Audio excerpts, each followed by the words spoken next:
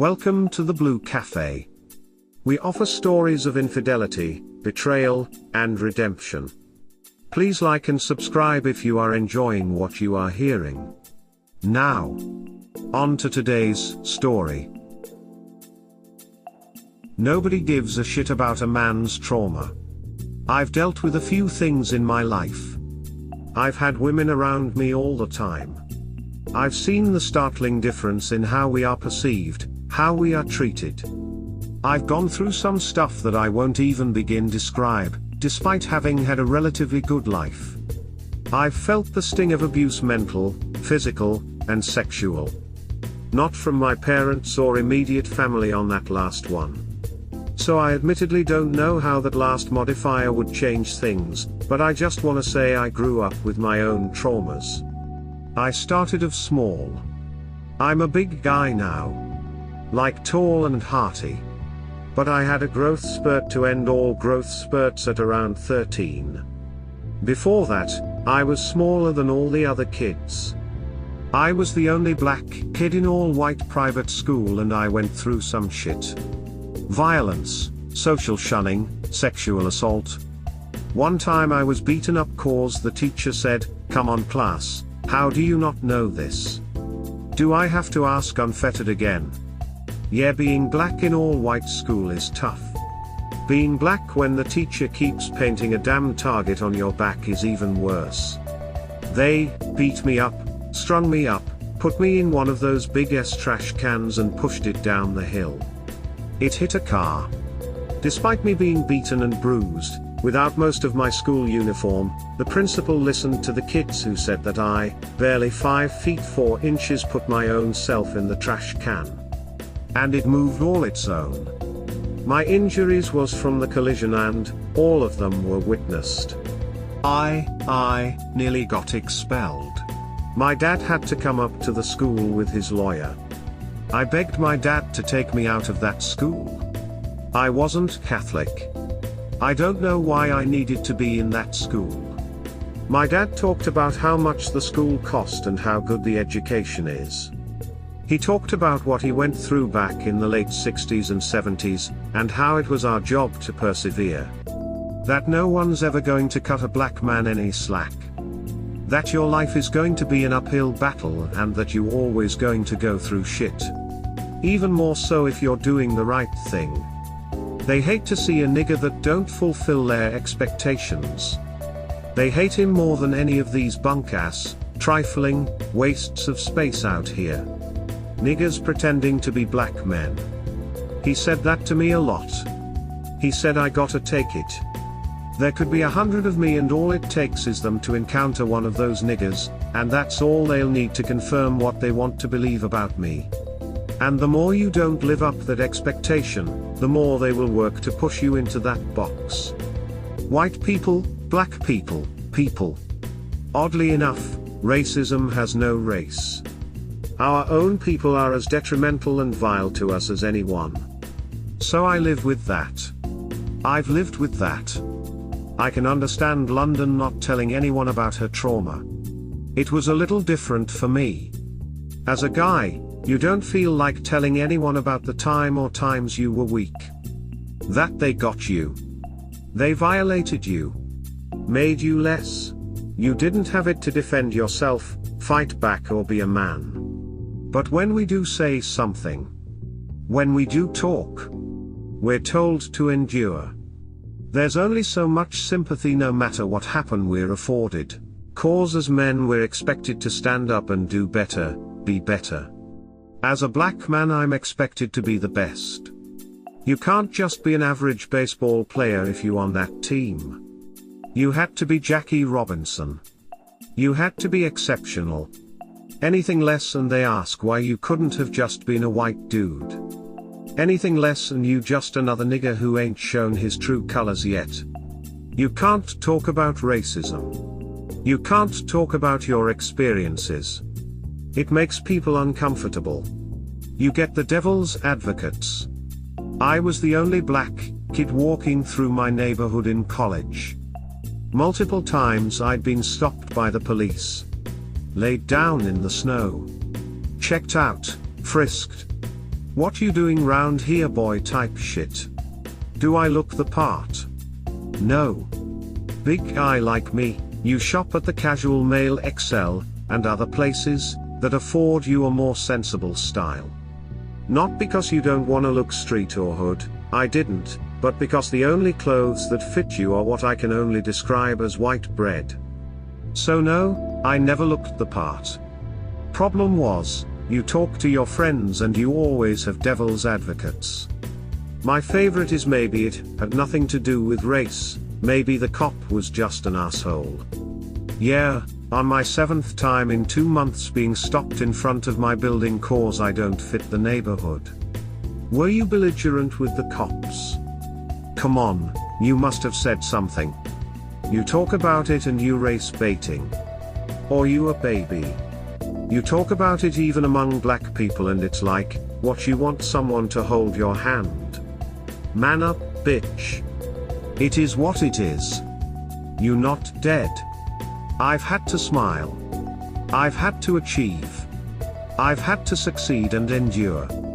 I've had to live and not complain about heinous acts and situations, because no one likes a whiner. No one likes a complainer. I had to be there for people who were never there for me. Who would not and could not be my pillar when I wanted to fall, but I'm expected fix my face, shoulder on, and care about others more than they would ever care about me. Cause my shit don't matter. And I'll say this. It may be worse for black men, simply because there is an assumption that we did something. That we're guilty. And a lot of people, white, black, Asian, don't matter, act like they don't have that assumption. Everyone acts like they so good at hiding they biased. They get all high and mighty talking shit about race baiting, or all that other crap, cause they think they so damn good at hiding that shit. Hiding the perspective. Like they devil's advocate shit is so clever at shielding their own opinions, unpopular opinions that are actually core to their beliefs. Or just little things they've done or said that expose these things. Like, have you ever known someone is lying? But you can't prove it and they know you can't prove it, so their response is indignation of the accusation. How could you ever believe that I would do that? And they use your frustration and anger to tear you down, cause they know you can't prove they lying. But you know, they know, ducking the good Lord knows. That is how I feel all the ducking time dealing with anything about my gender and my race. You got to smile in the face of people who don't give a duck about you. Who see you as secondary cause you a man, and worse than that cause you a black man. And, you can't even be 100% pissed about it, cause you have some of the same bias against black people. Everyone does. It's just whether or not you let it change how you treat people. I guess I'm just upset that in my entire life, no one has ever gotten as up in arms about the shit I've endured or went through as they do any of the women in my life. I remember when I was 14 and those boys in swim class held me down, jacked off on me. That happened, that's not an exaggeration. That's not a ducking, something like that happened. That ducking happened. No one was expelled. No one was punished. My dad only found out from my brother because Bast would tease me about it. Tease me? I'm your little brother and that was some traumatic shit and you got gay jokes for literally the rest of my life. He still makes smartass comments about that from time to time. Wasn't rape or anything cause nobody ducked me, but wasn't it though? Like, I think if a bunch of dudes held down a girl who was younger than them and bucketed her ass in the locker room, we'd call it ducking rape. But I gotta keep that shit inside. I can't use that as an excuse to be a dick to people. To be an asshole? I gotta be compassionate to people who were never compassionate to me. I gotta be strong and smart, and forgiving, and endure.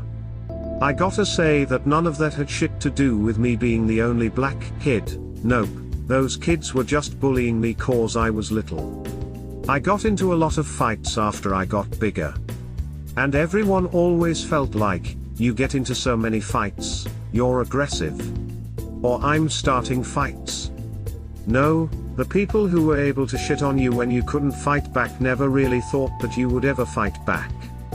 Even if you jumped from 5 feet 4 inches to damn near 6 feet tall over a summer. Point is, nobody in actuality gives a flying duck about my trauma. Or any man's trauma. Not really. If we fall off the path, it ain't because of our trauma or what we went through. No one's bending over backwards to excuse our behavior. Nah. We just got to man up. So that leaves me to ask a question. About trauma, about feelings.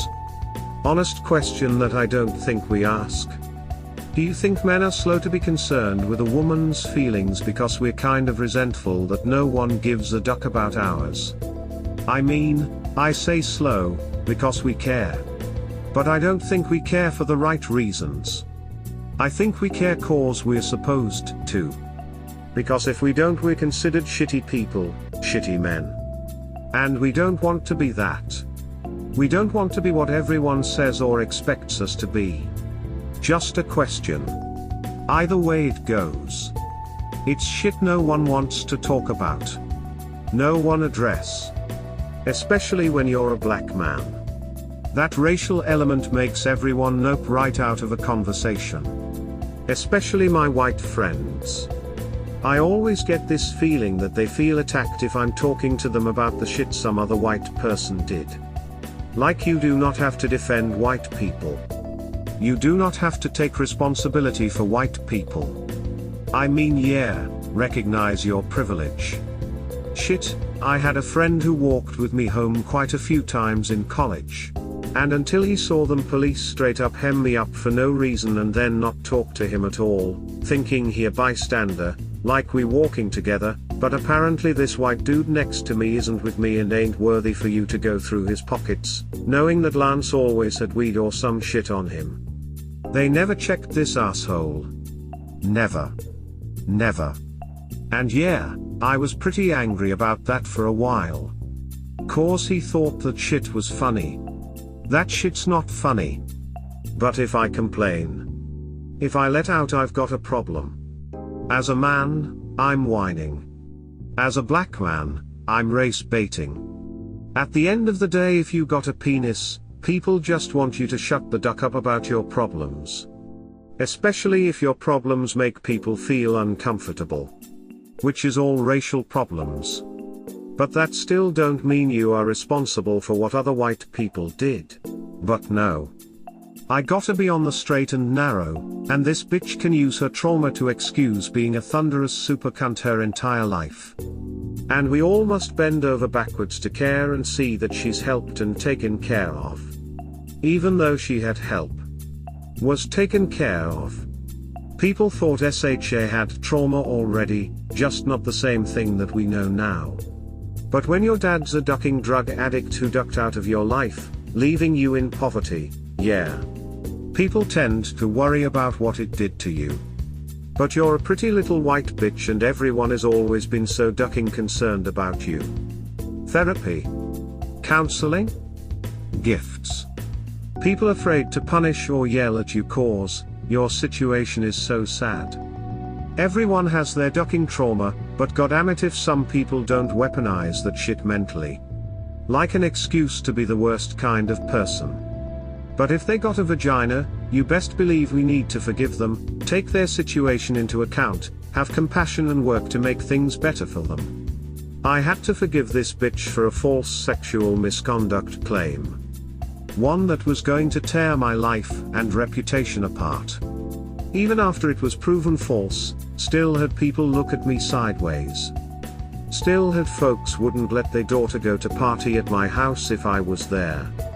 Let me do any, not some, any of the shit this bitch has done. And they have tossed my black ass off a goddamn cliff. How easy is it to smile and go about your day, knowing that to be true? We hope you have enjoyed today's episode. Please like and subscribe. Cheers. Have an awesome day or night. Wherever you are.